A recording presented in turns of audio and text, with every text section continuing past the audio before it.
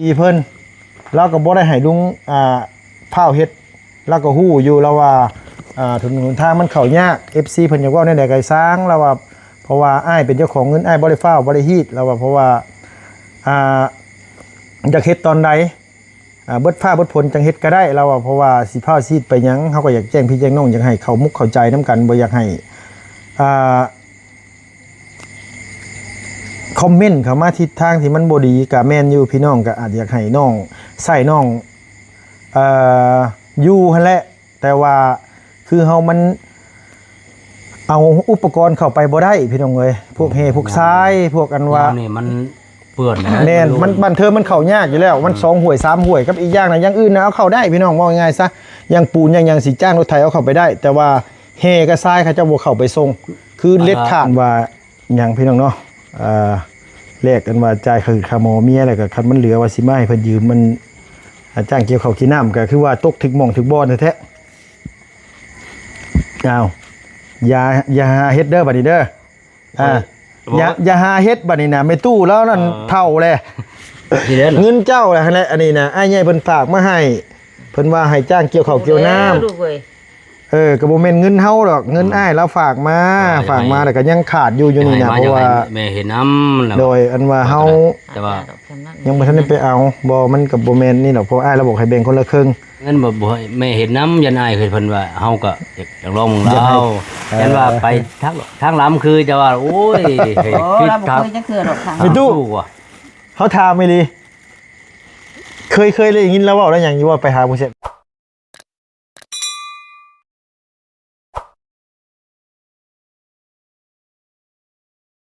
ไปพี่น้องเลยเนาะขับมือตื่นตาแล้วก็โอ้ยพี่น้องเลยเนาะอันว่ากำลังเฮ็ดเนี่ยอยู่ในกินให้แม่น้องนี่เมื่อกี้นี่วอรี่โทรหา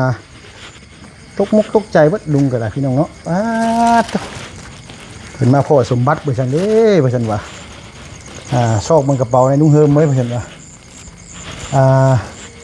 เฮ็ดเบอร์ชันเฮียบ่เบอร์ชันว่าพี่น้องเนาะกำลังสิเตรียมไปหน้าได้เนาะว่าเตรียมไปนะไปลุยต่อบัวเลยเนาะลงต้นเซลไปจากป่าเดี๋ยวนี้เนาะรวดนะครับโดยลูกกับไปแท้เชือจะว่าผลพระผลยังเชือผลพระเขาตึกตั้งนะใช่อันใหญ่เท่านั้นไม่ได้นะเรานั่งเนี่ยเราบอกเนี่ยไม่ตกใจแท้หรอวะบอกพอไม่ตกใจนั่นแท้หรอไปกับมาก็เบิ่งลูกเห็นแล้วแม่มันยังเดียวไปเอียวอ่ะโดยให้แล้วอ่ะว่าน้องเราเห็ดเนี้ยตกใจถ้าไม่น้องมันรู้ใช่ไม่ตู้เลยเนี่ยเอาสบายดีเด้อตู้เด้อโดยนี่สบายพอกับมาพอกับนั่งเลยเนาะว่าชาวโค้งพอกับเห็นที่ได้เนาะแบบได้เข้ามาแท้ผมมีเงินไปแล้วมีไปเข้ามานั้นเรามีแต่เพิ่มแล้วเราปิ้งไก่มาจะเอาปิ้งไก่มาให้ไปตู้คืนนี่แหละวะคันเฮียอยู่หมู่อื่นเนี่ยพอแห้งข่อยเนาะโดยออกมานอกพี่นะไม่ตู้มันบ่ค่อยเห็นแจ้งไปเลยมานั่งพี่มาโดยพี่น้องเลยเนาะพอดีว่าเมื่อคืนนี่มาแต่ลงหมอพี่น้องเลยก็เลยแวอันว่าขึ้นมาเอาปลาขาวหน้าอยู่เพื่อนไม่ตู้เลยเอาซื้อปิ้งไก่มาฝากแล้วเนี่ยเมื่อคืนนี่ก็ได้สงสัยจกยังออกบุ๊บอันนั้นนะมันก็ได้เฮียบ่หรือว่าได้ใดบุ๊บมาเนี่ยไม่ตู้อยู่บนมือบ่เห็นบ่นี่บ่เห็นตาเห็นหุ่งติตาเห็นหุ่งลูกตายแล้วว่ะโดยโดยเห็นเดิมแล้วมาคืนนี่ว่ะนี่เด้อว่ะฉันพอแห้งลูกหลานบ่มีพี่ขึ้นมาบ่มื้อนี้น่ะบ่ปัดตบว่าเงินเพิ่มมันเกิดยาแล้วบ่มันเกิดจังว่ะเฮาสิเอาบ้าเราอ่ะไปดูโดยเราอ่ะไฟนี่บ่มีไฟดอกเราอ่ะโดยโอเคพี่น้องเอ้ยตั้งกล้องก่อนเนาะขึ้นเทือนมีมุดลายแล้วโอ้ยสบู่ปี้แล้วฝนตกดินป่านี่บ่ติมันแหละเนาะโดยเอ้าหน่อไม้อันว่าต้มอันทั้งบ่บุญสารวัตรเพิ่นเอาให้พี่น้องเอ้ยเมื่อวานนี่มาก็ต้มไว้ยังบ่ทันได้กินสำหรับลุงก็ได้มากันแล่นอันว่าเฮ็ดกับข้าวกับน้ำให้แม่น้องนี่ไม่ไล่บ่แล้วไม่ไล่โอ้ไม่ไล่ทึกเนาะบุญเพิ่นมาบ่โดยเพิ่นแก่มาเมื่อวานนี่เอ้าพี่น้องเอ้ยสบายดีเด้อสบายดีพี่น้อง สวัสดี FC บัดชุหม่องสู่บอนสู่ขู่สู่คนเพิ่นเนาะ อะไรเนาะต้ม ขึ้นมานั่นเจ้าสิถอดเอาโคมเห็นเงิน โยกมาก็ว่าแม่ว่าแม่อันนี้ไผเฮียเงินไผเอาสังว่าแท้แล้วว่ะ เดี๋ยวบ่แม่นเงินในกระเป๋ายังเจ้าบ่ ไม่ใช่แล้วว่ะ แต่ข่อยชอบมาแล้วเมื่อกี้บ่เห็นเงินในกระเป๋าข่อยน่ะ เคยมีเลยแล้วว่ะ อะไรน่ะ โหอัน ตายเงินก่อนบ่ใหญ่มีตู้บ่เห็นพี่น้องเอ้ย นี่ว่าเราว่าคำบ้าเราว่าเห็นกับกูก็บ่ได้ว่าเฮ้ยของแนวเห็นอันน่ะคนน่ะเฮือมานี่แล้วว่ามัน มาก็ขึ้นมาเอาปลาก็เอาปิ้งไก่ให้มีตู้เมื่อคืนนี่พี่น้องเอ้ยสงสัยลุงจุกแล้วมันตกออก อันนี้ก็บ่แม่นหยังดอกอันนี้ก็เงินนั่นว่าทางอันลุงมันว่าเลขอันจ่ายค่าหมอแม่น้องนี่เมื่อวานนี่เลข10,000ก็ได้6 ตกใจเลยแล้วว่าผมไปหารักว่านี่มาเอารักใช้เฮาก็บ่เห็นกันได้ว่าขึ้นมาเห็นรถว่า โดย แล้วนั่นเนาะ โดย อันว่าพอดีว่าเลขเงิน10,000เมื่อวานนี่เนาะเพียงว่า10,000 บาทก็ได้อยู่6ล้านกับ700,000กิพี่น้องเอ้ยกระจายค่าแพทย์ค่าหมอค่านั่นค่านี่ไปนั่นรวมทั้งเบิดทั้งบริว่าอย่างจ่ายไปนั่นมันตกอยู่เกือบ4ล้านพุ่นแหละลุงใจอันว่าให้ค่าเสียเวลาเพิ่นแน่ซื้อเวลาเพิ่นเนาะไม่ตู้เนาะเฮาอยากรักษาทันเร่งด่วนก็อยากให้เพิ่นอันเศร้าเจ็บเศร้าปวดไว้ๆแหละแม่น้องนี่ก็เลยพี่น้องก็เลยว่าซื้อเวลาหมอว่าจังซี่ซะคำว่าให้ซื้อเวลาเพิ่นนั่นแหละว่าง่ายซะ ก็ยังเป็นห่วงแบบยันลูกยันหลานกินไปจากที่เพลินแล้วว่า เพิ่นโทรบอกลุงอยู่ไม่ตู้ แล้วว่า ผิดกว่าได้ลูกได้ รอยันพิษ ก็ง่ายว่าตะกี้น่ะมันบ่มีหืดมียาเนาะไม่ตู้เนาะบ่ได้ซักหืดซักยาอันนี้เพิ่นบ่ได้ให้คลำหยังจักอย่างมาเมื่อคืนนี่กับปิ้งปลาน่ะจักคิดเบิ่งน่ะปิ้งปลานั่นแล้วมุบเอาขึ้นไปก็บ่ได้เป็นหยังบ่นางบ่ล่ะบ่ได้เป็นหยังคือเพิ่นห้ามอย่างเดียวเพิ่นห้ามกินน้ำร้อนถ้ากินน้ำร้อนน่ะคือมันสิส่งอยู่กรรมได้ไหมตู้ส่งอยู่กรรมอยู่ไฟแหละ ที่ต่างๆมาคนกินอยากซื้อ อ่าฉันกินน้ำร้อนน่ะมันคืออยู่กรรมอยู่ไฟแหละเลือดน่ะมันสิออกเพิ่นว่าเพราะว่าเฮาบ่ได้คลอดลูกน่ะเดี๋ยวเลือดมันออกเดี๋ยวมันสิไล่เลือดออกนะเดี๋ยวเฮาสิตกเลือดเสียเลือดเพิ่นว่าเพราะนั้นห้ามเด็ดขาดห้ามกินน้ำร้อนทุกสิ่งอย่างกินได้เบิดเพิ่นว่ามีบ่ให้กินได้แต่หน่อไม้ดองหน่อไม้ของมักของดองหมักสมหมักแซวนี่แหละพี่น้องเด้อกะปลาแดกปลาโลนี่แหละยังกินบ่ได้เพิ่นว่าที่เหลือน่ะกินได้เบิดบ่ต้องคลำหยังเพิ่นว่าหมักไม้หมักตอกทุกอย่างกินได้ปูปลาหน้าน้ำปลาหยังก็บ่ต้องคลำเพิ่นว่ากินได้เบิดมื้อเช้านี่ก็ลุงกับเผาปลาข้อให้พี่น้องเอ้ยเผาปลาข้อตัวนึงก็ไปกินกินกับน้องน้อยนี่ลุงกับไปกินอยู่หน้าบริพูหาแต่มาบนนึงนี่มาแล้วบัดกำลังเฮ็ดกับข้าวฉันได้แล้วซ้ำบริบัดโทรไปหาว่าเห็นเงินว่าจังได๋ นับบางรถก็จะว่ายังครบหรือบ่ครบก็ข่อยบ่ได้แล้วข่อยบ่ได้ โดยว่าบ่ครบดอกข่อยว่านี่นะ บ่ครบ บ่เขาจะค่อยถอดออกเท่าไหร่แน่แม่นบ่ล่ะค่อยถอดออกเท่าไหร่ข่อยยังบ่ฮู้เลยเพราะว่าข่อยบ่ได้นับได้ค่อยถอดหัวมันออกบางทีเห็นมาตัวนี้ก็ยังบ่มีนี่น่ะเห็นบ่ครบดอก มันยันแบบมันฟื้นเนาะ เท่าไหร่ก็ตามแต่พี่น้องนะแต่ว่ามีแต่ว่าดีใจแล้วล่ะคัน ดีใจแล้ว คันสมมุติว่าคนอื่นขึ้นนี่แต่ค่อยคันสมมุติว่าค่อยนี่ค่อยบ่ฮู้เลย เราบ่เห็นเด้แต่ว่ามาเราบ่เห็น แม่บ่เห็นดี เอามาใช้ทางบ่เฮ็ดจะได้เพิ่มขึ้นนี่ดอกบ่เห็นลุงมาชงกินไก่ว่ะ โดย1 2 3 4 5 6 7 8 9 10พี่น้องเอ้ยอันนี้ก็คือ10ใบแสนนี่ก็คือล้านนึงในบ้านเฮาเนาะ ล้านนึง โดยพี่น้องเนาะเท่าใดก็ตามแต่เพราะว่าเฮาบ่ฮู้ว่าเฮาถอดไส้หยังแน่ดึงไส้หั่นไส้นี่ดึงซื้อปิ้งไก่ปิ้งกานั่นแน่ ข่อยก็นับข่อยกี้ 1 2 3 4 5 6 10ใบก็ 7 8 9 10โดย ข่อยว่านับ10ใบก็ข่อยว่า10แสนเด้ใบแสนมีแต่ใบแสน 10แสน เนาะ เนาะ 10แสนนะ โดย ข่อยมีเงินนี่ 2 ล้านนี่ ข่อยบ่ว่าล้านนี่ตะกี้ข่อยได้เงินข่อยมี10แสนข่อยว่าสิได้ โดย ไม่จะใบแสนบ่เนาะ อันนี้1 2 3 4 5 6 7 8 9 10อันนี้ก็เป็น3ล้านโอ้ยเนาะ ผู้ชัดชื่อก็ข่อยมีมาเห็นข่อยถอนเอาได้นี่ แฮงบ่มีเงินนั่นว่าอย่างนั้นบ่แม่นสมมุติว่าคันว่านี่คันเป็นคนอื่นนี่ข่อยก็บ่ฮู้ว่ามันสิเฮียใส่แม่นบ่ล่ะ ตายเจ้า โอ้เจ้าเอาไปเกี่ยวรับจ้างเกี่ยวข้าวหั่นก็แลกเบิดทงข่อยบอกไว้เลย1 2 3 4 5 6 7 8ห่านข่อยบอกอยู่มันบ่ครบห่านจะบ่รู้มันมีเท่าไหร่ตอนนี้มันมี800,000เด้อมี800,000เพราะว่าข่อยบ่ฮู้ว่าข่อยถอดชื่อหยังแน่บ่ฮู้ว่าข่อยถอดชื่อหยังแน่อันนี้ก็มีแต่ว่าบ่ฮอดนี่บ่เป็นหยังอันนี้น่ะเด้อเดี๋ยวมีแต่ว่าข่อยสิ บ่เป็นหยัง อันนี้เพราะว่าเฮาบ่ฮู้ว่า เฮาถอดซื้อหยังเนี่ยซื้อปิ้งไก่มาฝากไม่ตู้ในเมื่อคืนนี่ก็ได้พี่น้องเอ้ยเนาะเสมนใจดีใจอันนี้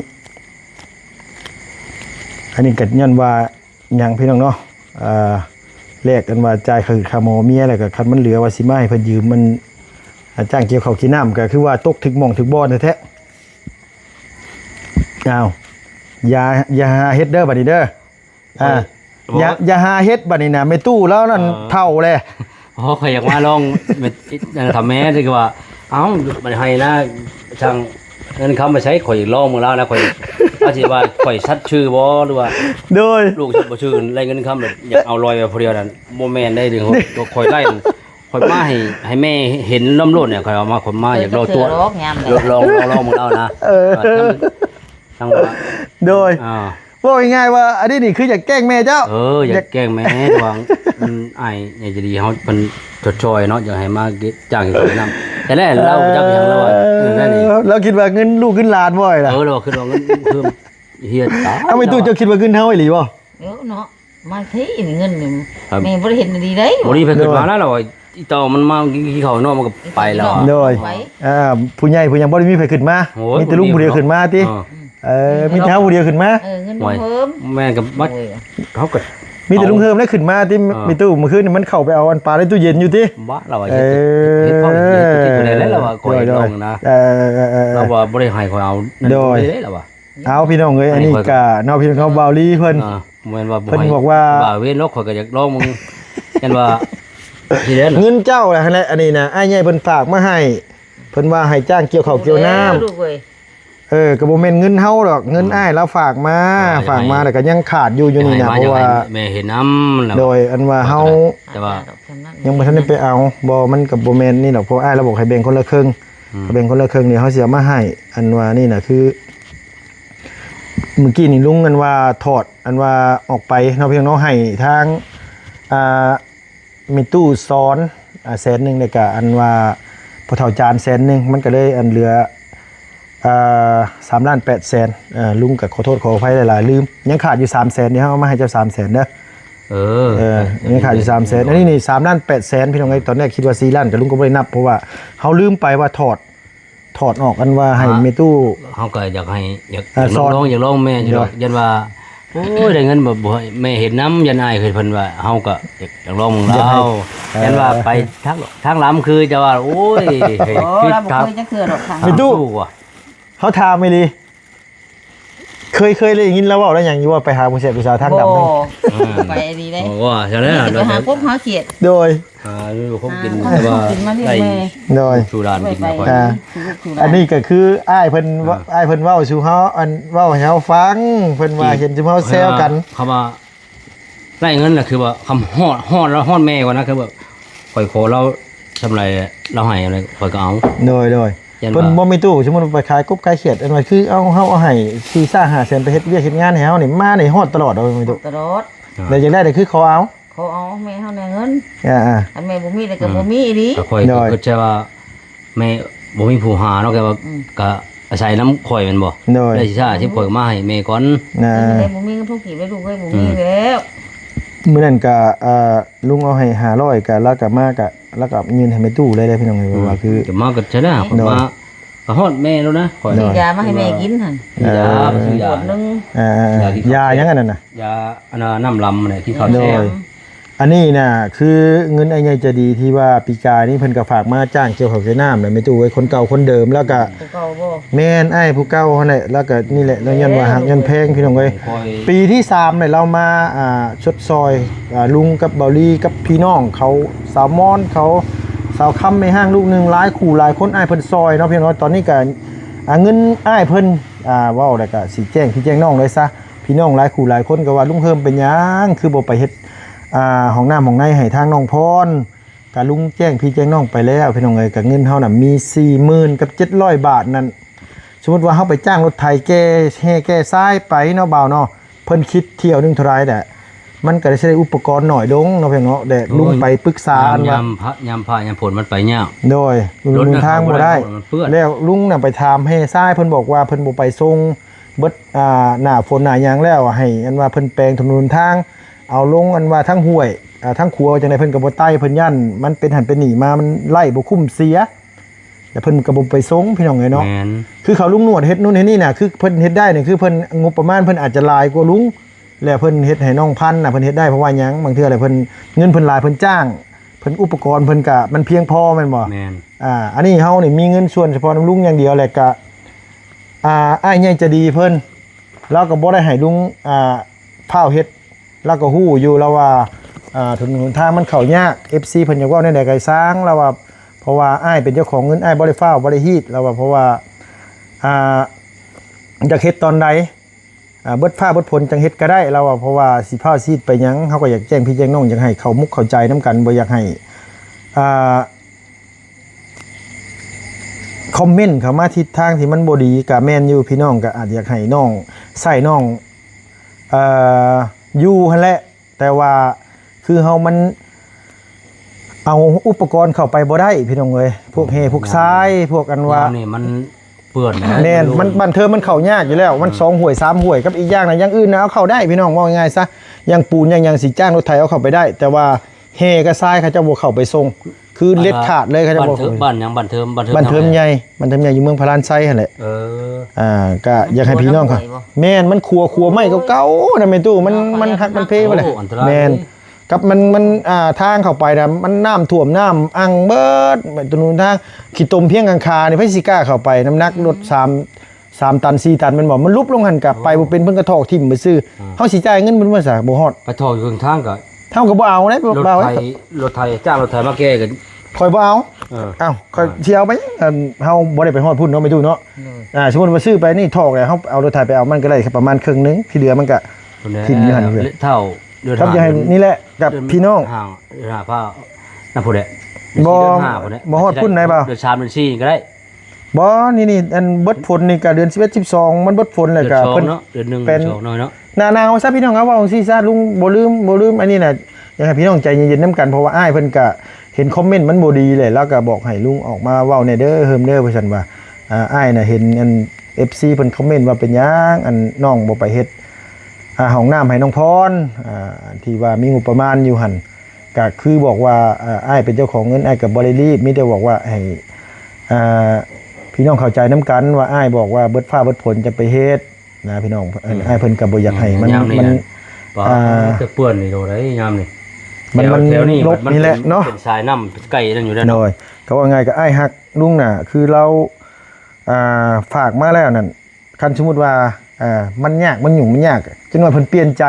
บ่เฮ็ดซะเฮ้อเมื่อนี่ก็มันเป็นสิทธิ์ของอ้ายเพิ่นพี่น้องเงินเพิ่นเว้าง่ายซะนะบ่าวเนาะบางเทื่อเห็นคอมเมนต์เข้ามาเรื่อยๆแหละบางเทื่ออ้ายเราเกิด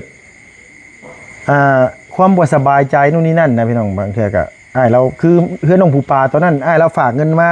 ว่าเสร็จประตูเนาะบ่าวเนาะก็อ้ายผู้เดียวกันนี่แหละพี่น้องเอ้ยแต่ลุงมีปัญหาก็ยายเพ็ญอ้ายเรายกเลิกเงินก็มาให้ลุงกับบ่ดีคนที่แบบว่าเห็นคุณค่าของอันนี้ดีกว่าเราเพราะว่านี่ก็คือน้องพรน้องหยังเพิ่นก็บ่ได้รีบบ่ได้ร้อนนะพี่น้องครับคือน้องก็มีแต่ว่าแล้วแต่ลุงว่าง่ายๆก็น้องน่ะเคยอยู่แบบนั้นอยู่แล้วเคยใช้ว่าขอโทษน้ำไปขี่ไปเหี่ยวอยู่ในป่าในดอนเพิ่นเป็นมาแต่น้อยเนาะไม่ตู้เนาะว่าง่ายว่าน้องน่ะเฮ็ดได้นะพี่น้องเอ้ยอยากให้พี่น้องเข้าใจนํกันแต่ก็อ้ายแล้วก็เข้าใจแล้วก็อันนี้บ่อยากให้พี่น้องอันว่าคอมเมนต์มาหลายๆเพราะว่าเรื่องยันละเปลี่ยนใจคือข่อยตะกี้กันแล้วนี่เวลาพูดแล้วข่อยก็แล่นเกี่ยวกับพูดแล้วแค่หัวโดนหน้าเฮาพุ่นแหละเพราะว่าเพิ่นฝากเงินมาแล้วเพิ่นกับฝากให้ลุงเว้าแน่นะพี่น้องเพราะว่า1มากก็พี่น้องคอมเมนต์มาก็1มากก็ยันว่ามันเป็นแนวทางที่บ่ค่อยโอเคปานใดแต่ว่าลุงก็เข้าใจที่พี่น้องคอมเมนต์เข้ามาที่พี่น้องบอกกล่าวเฮาก็บ่ได้นิ่งนอนใจดอกก็ว่าไงว่างบเฮามันบ่หลายกับอีกอย่างก็ลุงก็บ่อยากจ้างรถไถแก้ไปแม่นบ่มีตู้เนาะเป็นจังจ้างคนหายจ้างคนนู่นนี่นั่นอีกมันหลายอย่างหลายแนวพี่น้องให้เข้าใจนํกันกับอีกอย่างอันนี้ก็เฮายังอยากคิดถามเขาพ่ออยู่แล้วว่านั่นอยู่พ่อที่ว่าเพิ่นเห็นห้องน้ำของในบ่ห้องน้ำในก็เฮาก็อันนี้น่ะคือถ้าพ่อที่ผู้เพิ่นเฮ็ดห้องน้ำของในให้อยากถามข้าวเพิ่นอยู่ดีมีแห้งอยู่บ่ว่าจะคิดมันหากเฮ็ดได้บ่เต็งบ่ได้มีเพชรมีหยังเพิ่นแต่ว่าเฮ็ดตัวนั้นก็บ่ค่อยบ่จัก อันแท้ก็อยากปล่อยก็อยากโทรดินมันถ้าพออยู่ ทั้งทพอที่เพิ่นนั้นว่าเฮ็ดเฮือนให้ทั้งน้องปูปลาแล้วก็ซื้อรถซื้อล่างให้แม่น้องนี่เบาลี่นั่นคือตอนนี้น่ะคือถ้าพอเราบ่ได้ติดต่อมาพี่น้องเอ้ยลุงก็มีอยู่เพจบางเทื่อฮอดมื้อปีใหม่หรือว่าเทศกาลสำคัญก็มีแต่อัดเสียงไปอวยพรอวยไส้ขอบคุณถ้าพอแล้วแต่พอหรือว่ายันว่าโอ้ยเป็นอย่างใดๆเด้บ่โทร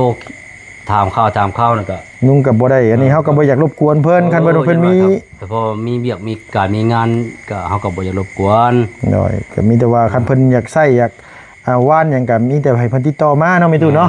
เพราะเฮาก็บ่กล้ารบกวนเพิ่นพี่น้องเอ้ยฮอดคิดถึงคือเก่ายังดีมีแฮงคือเก่าเนี่ยโดยก็อันนี้ก็มีหยังก็ได้บ่ลืมบุญลืมคุณแล้วได้ยอด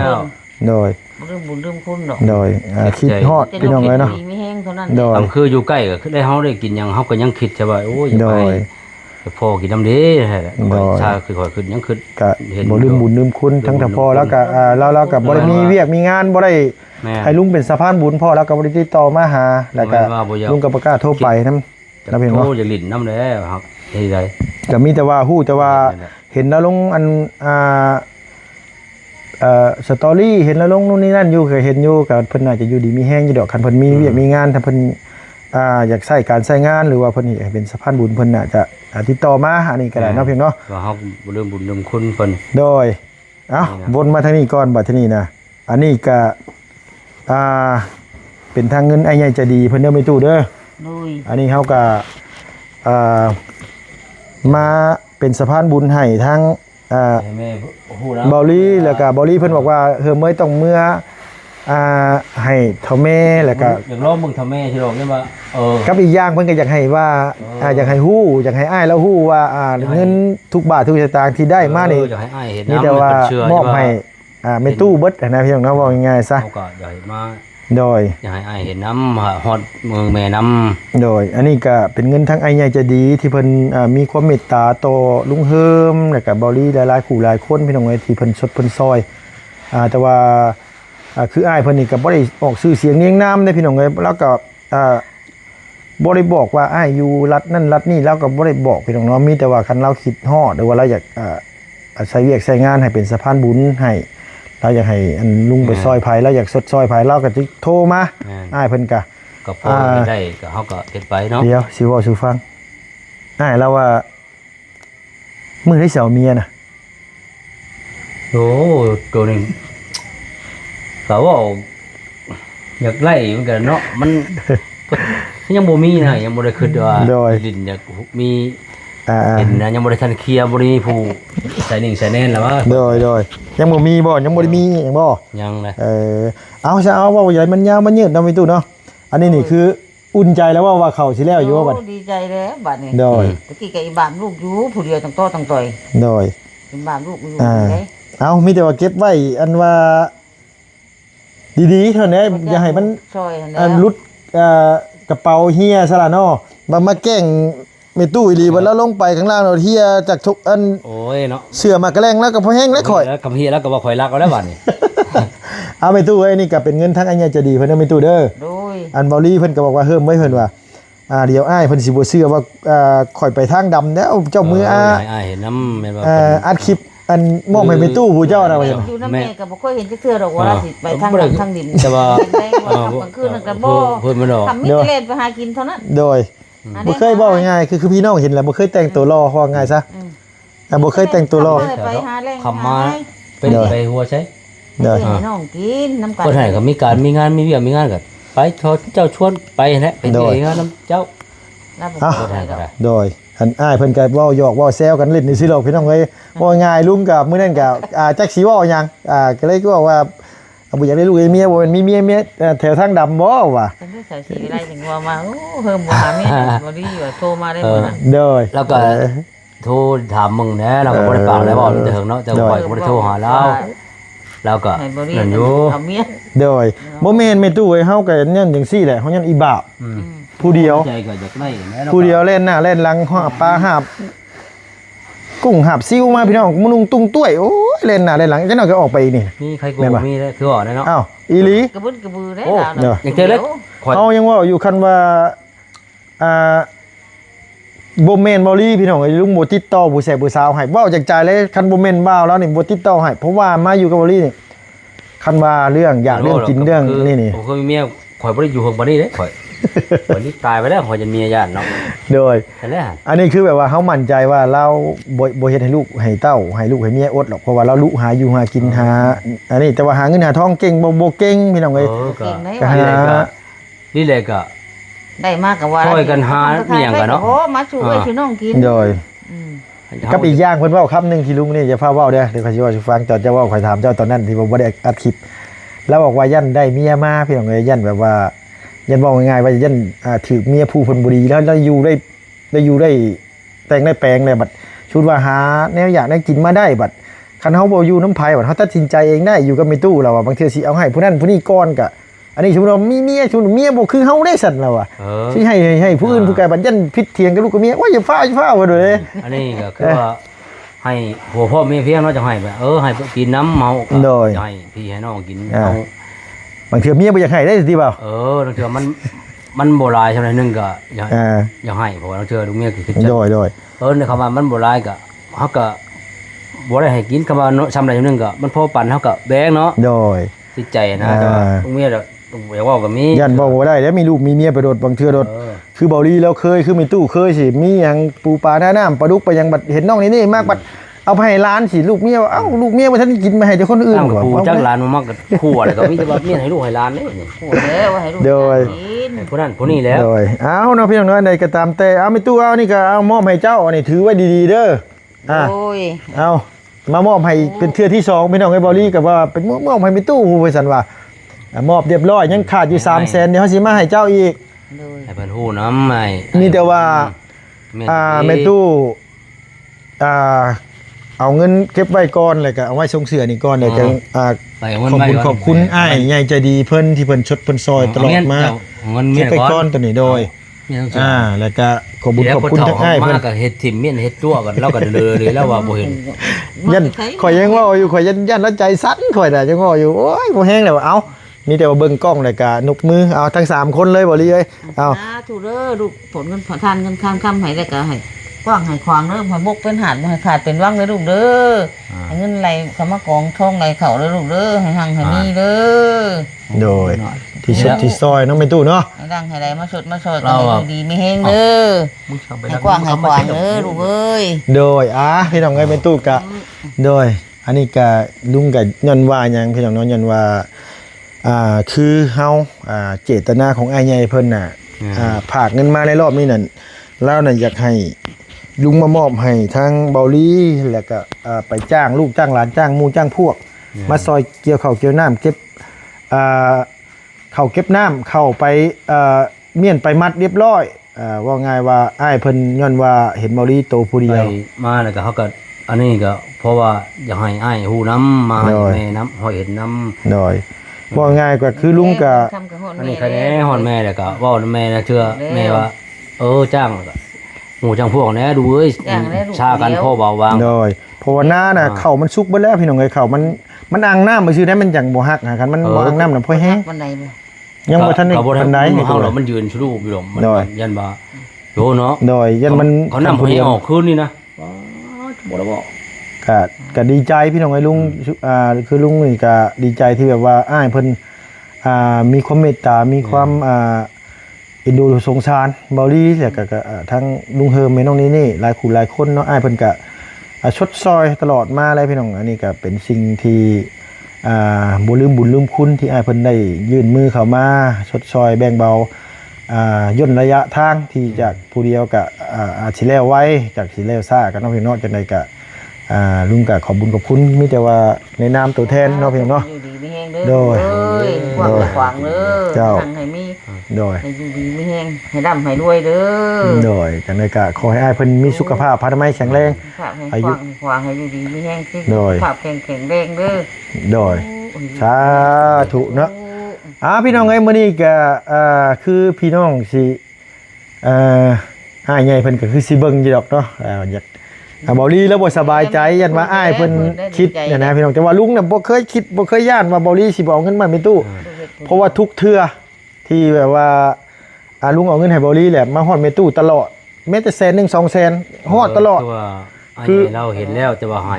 มอบให้อยู่ให้หน้าแต่ว่า โดย เงินคำบ่ได้ให้แม่ตู้เห็นน้ำมานะ โดย พ่อแม่ จักฮอดบ่ฮอดผัวติ จะฮอด มอบ2คนจะว่าพากันไปทางอื่นบ่จักว่าติ แต่ว่านี่แหละก็เฮามาฮอดแม่ก่อน โดย อันนี้นะครับคือว่ามีลูกมีเมียก็ค่อยก็จะได้ให้เมียแล้วก็ป้อกันนี่แหละมันสินั่นก็ให้ลูกให้เมียเขาบ่ให้ลูกให้เมียบัดเขาบัดน้อยใจเลย โดย เขาว่า แม่น คือว่าใหญ่แล้วก็ ใส่หัวเนาะ เอาเปิดให้เมียนำแน่ฉันสิ โดยอันนี้คือกันพี่น้องเนาะขอบคุณขอบใจหลายๆเด้ออ้ายเด้ออยู่ดีมีแฮงมีแต่ว่าเอาพี่น้องนะสำหรับคลิปนี้ก็ เด้อลูกเอ้ย โดยมีแต่ว่าสำหรับคลิปนี้เนาะพี่น้องลุงกับเมตู้กับเบาลี่พี่น้องเอ้ยอันว่าขออนุญาตจบคลิปก่อนมันขับมันมืดเบาลี่ก็สิออกไปยามปูยามปลาแล้วแน่ขอบคุญขอบคุณหลายๆพี่น้องเนาะที่เข้ามาติดตามเข้ามารับชมเสียสละเวลาเข้ามาเบิ่งให้โดยที่บ่ข้ามโฆษณาจังได๋ก็เป็นบุญเป็นกุศลสำหรับลุงเฮิมพี่น้องเอ้ยพี่น้องบ่ข้ามโฆษณาให้ก็โอ้ยถือว่าซอยหลายที่เบิ่งที่ส้มให้ก็ถือว่าพี่น้องมีความเมตตาต่อลุงเลยล่ะพี่น้องเนาะเอาเงินส่วนนั้นมาเลี้ยงครอบครัวแบ่งเบาภาระเนาะพี่น้องการเดินทางกินอยู่เฮาบิแบ่งไปซื้อมาม่าซื้อเนี่ยอยู่เนี่ยกินตอนพี่ตอนน้องเฮาก็ถือว่าเอาบุญน้ำกันพี่น้องเอ้ยเนาะเพราะว่าคนเฮาเกิดมาคันอายุยืนเต็มที่พี่น้องเนาะก็120 ปีหรือว่า120 ปีคือว่าถือว่าชุดเนี่ยเนาะมีตู้เนาะ โดย ถือว่านั่นแหละเฮ็ดความดีไว้ได้หลายพี่น้องเอ้ยเนาะขอบคุญขอบคุณหลายๆพี่น้องเนาะเอาสำหรับคลิปนี้ก็ไปเด้อพี่น้องเด้อเอาสบายดีพี่น้องป้าลุงเมื่อสุขุสุคนบายเด้อพี่น้องเด้อไปแล้วพี่น้องเนาะบอดี้แล้วพาออกไปให้ไปนะเอาดีใจได้อเนาะบัดนี้เนาะ ดีใจพื้น พื้นไม่จัดว่า ให้น้ำเลยเนาะ โดยเอาพี่น้องเอ้ยไปแล้วพี่น้องเนาะแต่ตัวไม่ตู้ยังว่าอยู่ยันแล้วมันว่าหัวใจวายได้บ่าวเอ้ยว่ะเราบ่ตกใจว่าตอนแรก เราเช้าหมดแท้เราไป โดยเมนยังอีกมึงเนี่ยพี่น้องไง เราเมนให้ เมนนี่โดยโอเค ลูกยันลานใช้ทงยางไหมไปทงยางมั้ย บ่มีถุงยางตัวมันถุงยาง ทงยาง โดยเอามีแต่อันน่ะ2 จานนี่แหละมื้อคืนกับจานนึง